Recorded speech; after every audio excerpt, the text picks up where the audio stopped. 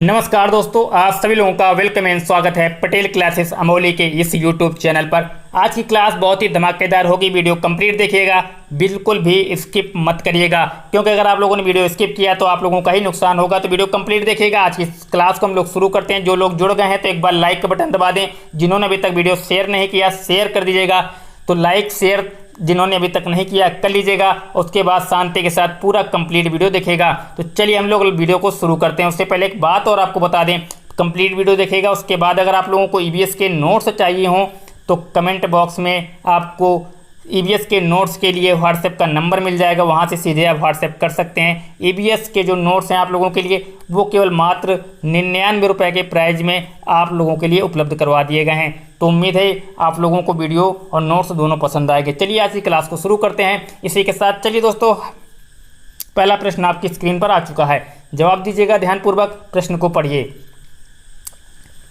भारत के किस राज्य में लाल चींटी की चटनी खाई जाती है? जो लाल चींटी की चटनी है, जिसको बीमुत भी बोलते हैं गांव देहात की भाषा में, वो क्या होते हैं? आम के पेड़ हों, जो पेड़ों पे छत्ते नुमा पत्तों को जोड़कर उसी के अंदर वो निवास करती हैं। और क्या करते हैं, कहाँ के लोग उनको खाते हैं? तो आपको बताना होगा केरल, तमिलनाडु, कर्नाटक, असम, सिक्किम, पश्चिम बंगाल, त्रिपुरा, मणिपुर, मेघालय, उड़ीसा, छत्तीसगढ़ और झारखंड। तो इसका जो सही जवाब होगा वो क्या होगा? तो एक बात याद रखिएगा, दिमाग में बैठा लीजिए, उड़ीसा, छत्तीसगढ़ और झारखंड के जो लोग हैं वो खाते हैं किसको? जो लाल चींटी होती है उसको चटनी बनाकर, चटनी के रूप में भी और तेल में भी तल के खाते हैं, लेकिन चटनी के रूप में ज़्यादा प्रयोग होता है। तो इसको जवाब आपको मिल जाएगा, जो इसका जवाब हो जाएगा डी नंबर। आगे देखिएगा, निम्न में से कौन सा एक रेशम की किस्म नहीं है?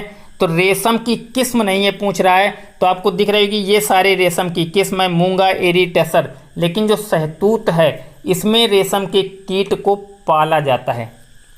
क्या किया जाता है? रेशम के कीट को इसमें पाला जाता है। तो रेशम की किस्म नहीं है पूछ रहा है, तो बिल्कुल शहतूत इसका जवाब होगा, क्योंकि रेशम का जो कीट है वो शहतूत के पौधे में पाला जाता है। तो बिल्कुल इसमें पालने का काम होता है, बल्कि ये किस्म नहीं है। तो बिल्कुल इसका जवाब हो जाएगा ए, शहतूत इसका होगा सही जवाब। रिंकी को सोयाबीन की सब्जी काफ़ी पसंद है, वह अक्सर अपने भोजन में इसको स्थान देती है। सोयाबीन निम्नलिखित में से किसका प्रमुख स्रोत है? तो ये सवाल आपसे पूछ रहा है कि जो सोयाबीन होता है उसमें क्या प्रचुर मात्रा में पाया जाता है। तो एक बात आपको गांठ बांध लेनी है, याद रखनी है कि विटामिन, खनिज, प्रोटीन और वसा। तो आपको ने सुना होगा डॉक्टर के द्वारा या आस पड़ोस में कि जो दालें होती हैं, जो सोयाबीन होता है, इसमें प्रचुर मात्रा में विटामिन से पाए जाते हैं। क्या पाए जाते हैं? विटामिन से प्रचुर मात्रा में पाई जाती है। किसमें? वो आपके सोयाबीन में बहुत ज़्यादा विटामिन होते हैं और ये सेहत के लिए काफ़ी हेल्दी है। तो ये आपसे ये जानना चाहता, जो ये प्रश्न है ये आपसे ये जानना चाहता है कि इस प्रश्न में जो सोयाबीन है उसमें क्या प्रचुर मात्रा में पाया जाता है। तो इसका जवाब सिंपल सा हो जाएगा प्रोटीन। बिल्कुल बहुत बढ़िया जवाब देते जाइएगा। और वीडियो को लाइक शेयर अभी तक नहीं किया तो लाइक शेयर कर दीजिएगा। लाइक का बटन जिन्होंने अभी तक नहीं दबाया जाके लाइक का बटन दबाओ पहले तो, और सब्सक्राइब नहीं किया चैनल को तो सब्सक्राइब कर लीजिए। लाइक शेयर सब्सक्राइब में रुकना नहीं चाहिए। वीडियो को ज़्यादा से ज़्यादा लोगों तक, ज़्यादा से ज़्यादा ग्रुपों में जहाँ भी आप लोग जुड़े हैं शेयर कर डालिए फटाफट से। चलिए इसका जवाब क्या होगा? इसका जवाब आपको मिल गया प्रोटीन, सिंपल सा। सी इसका सिंपल सा जवाब हो जाएगा। लॉकडाउन के कारण अखबारों में इस बात की खबर बहुत छपी थी कि जो ओजोन छिद्र है वो लॉकडाउन में धीरे धीरे भरने लगा है। चलिए अच्छी बात है। ओजोन छिद्र को किस इकाई में मापा जाता है? जो ओजोन छिद्र होता है उसको किस इकाई से मापा जाता है? कैसे पता किया जाता है कि ओजोन छिद्र बड़ा हो रहा है, छोटा हो रहा है? वो किस इकाई के माध्यम से? Hygrometer, barometer, seismograph, Dobson. आपके लिए सिस्मोग्राफ क्या है इसका आपको जवाब देना है। सिस्मोग्राफ क्या है इसका आपको जवाब देना है अपने कमेंट में। कमेंट में सिस्मोग्राफ किसके लिए प्रयोग होता है ये जवाब करिएगा। और जो इसका सही जवाब होगा वो हो जाएगा आपका डाफ्सन, जो है इसका ए नंबर सही जवाब हो जाएगा। जो डाफ्सन होता है इसका प्रयोग ओजोन छिद्र की माप के लिए किया जाता है। ओजोन छिद्र की माप की जो इकाई होती है उसके लिए डाफ्सन का प्रयोग होता है। दिमाग में बैठा लीजिएगा इस बात को। कोमल की माँ पिछले कई दिनों से बीमार थी। चलिए, डॉक्टर ने उसे खाने में दवाइयों के साथ गुड़, आंवला और हरी पत्तेदार सब्जियां प्रतिदिन खाने का सुझाव दिया।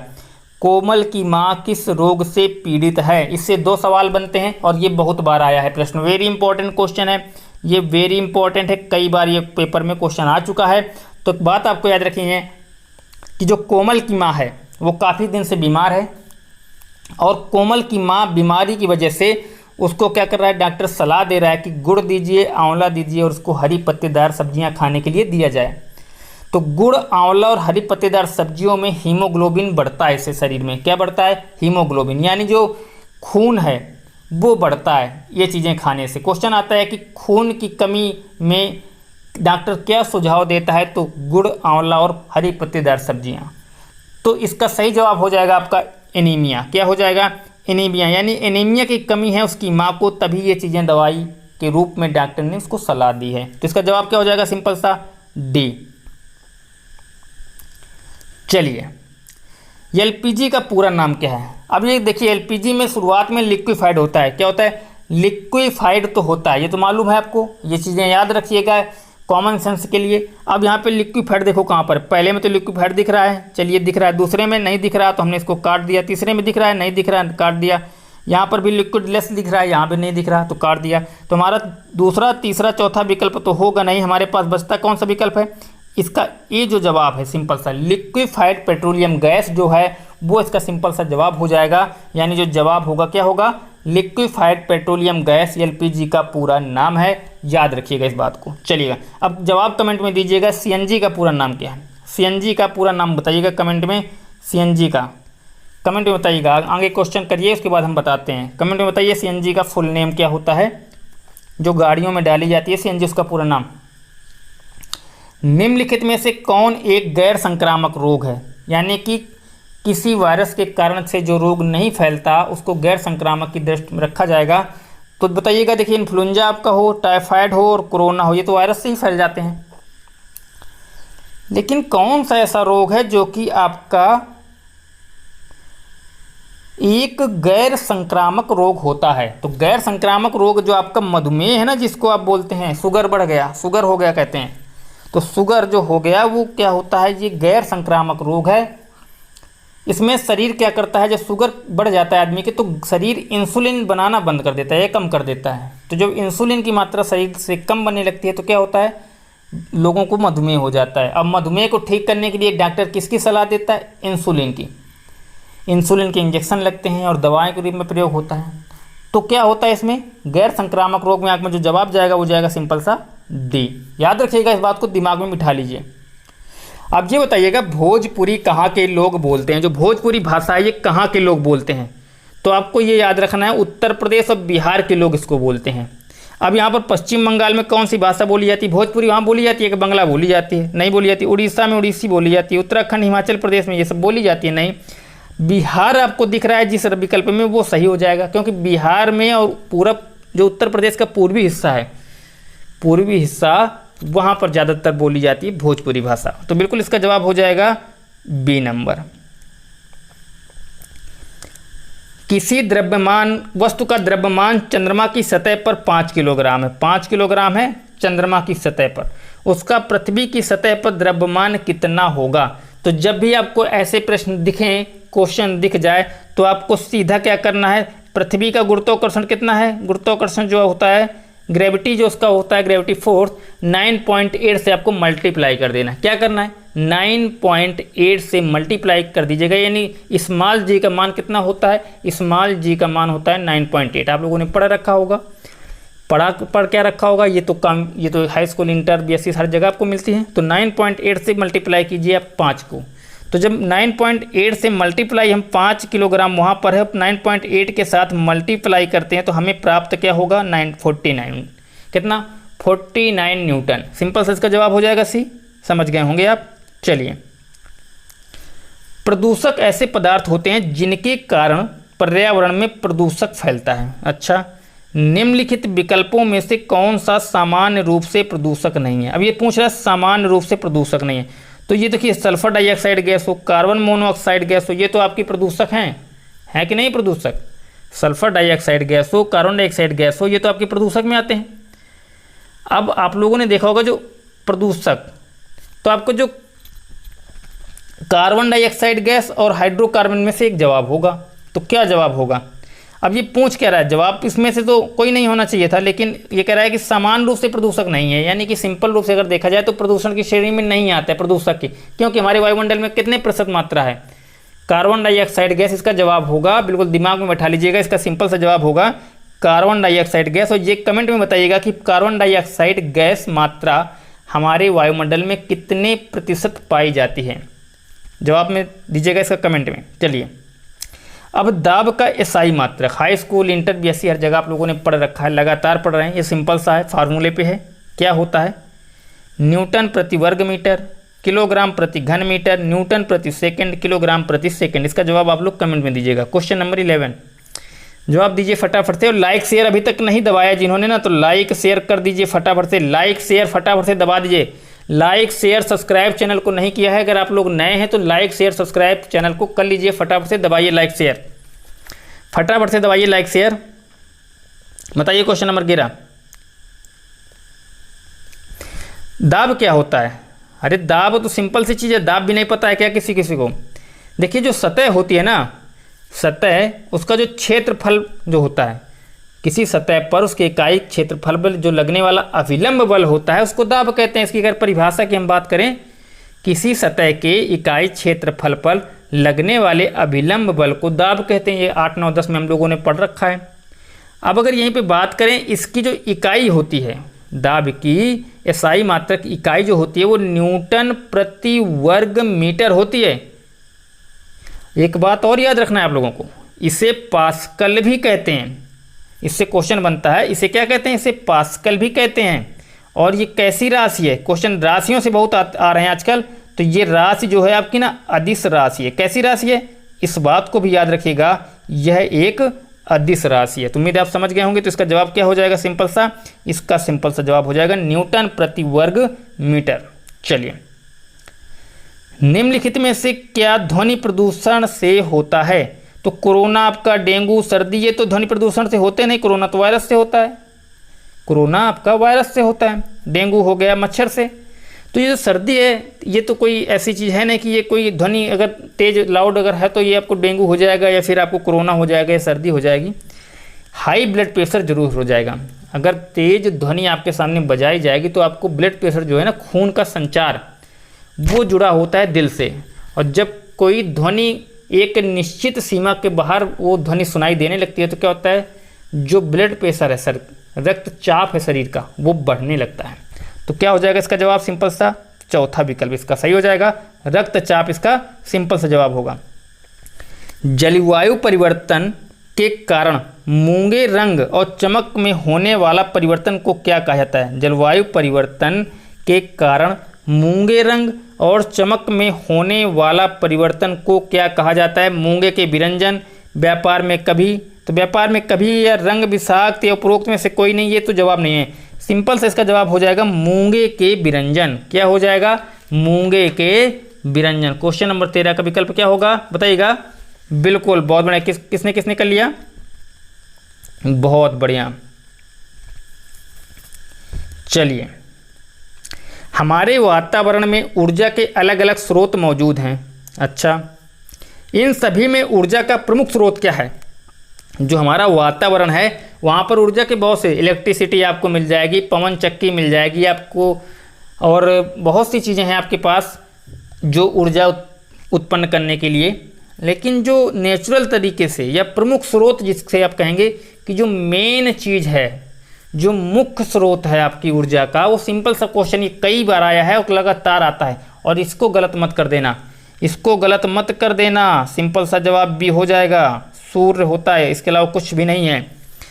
हम सब जानते हैं कि पौधे प्रकाश संश्लेषण की क्रिया करते हैं। प्रकाश संश्लेषण के दौरान ऑक्सीजन का निर्माण किसके द्वारा होता है।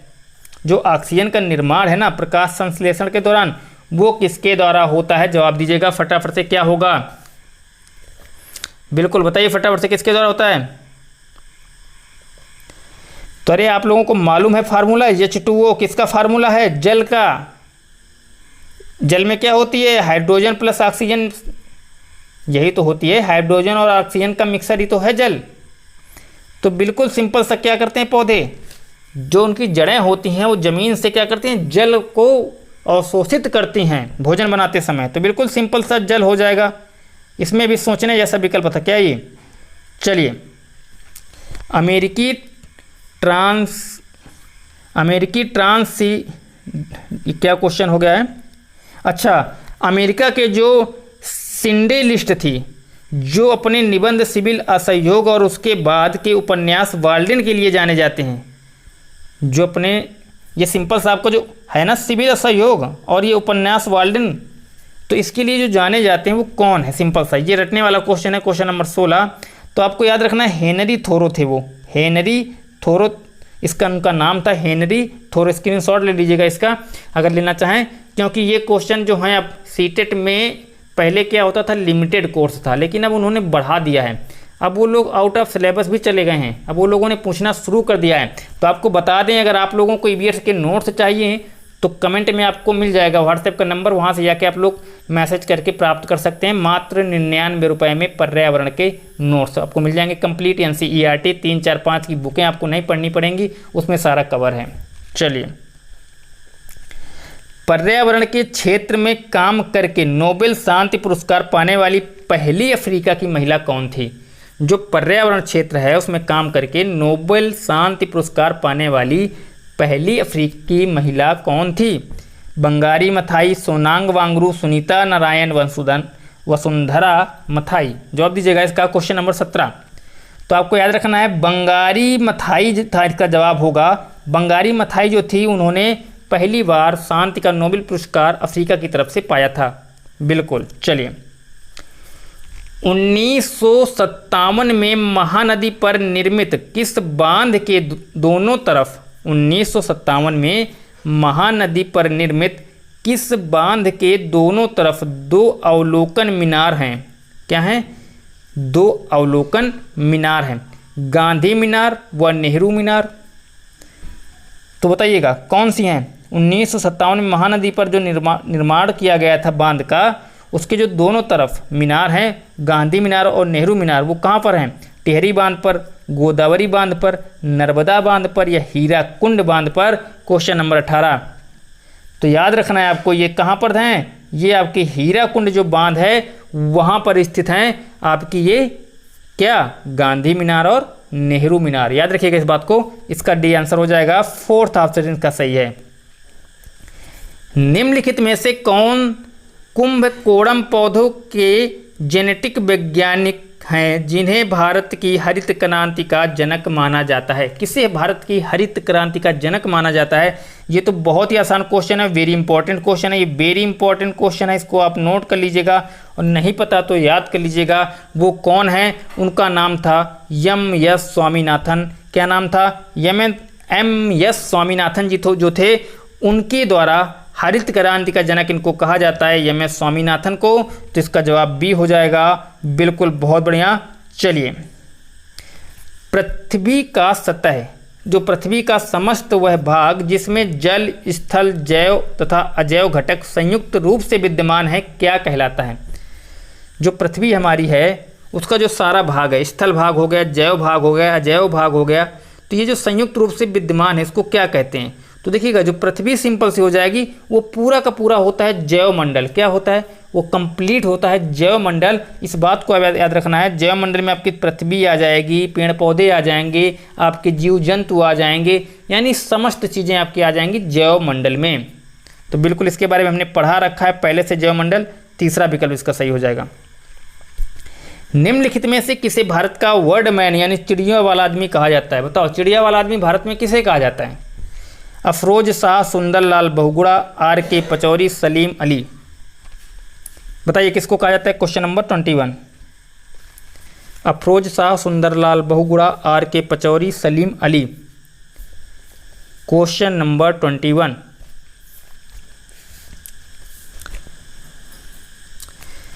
तो बिल्कुल सलीम अली, जो सलीम अली हैं इनको बोलते हैं हम क्या? सलीम अली को वर्ड मैन या चिड़िया वाला आदमी के नाम से जाना जाता है। भारत में जूट का सबसे बड़ा उत्पादक कौन है? सबसे बड़ा उत्पादक? बिहार, गुजरात, पश्चिम बंगाल, कर्नाटक।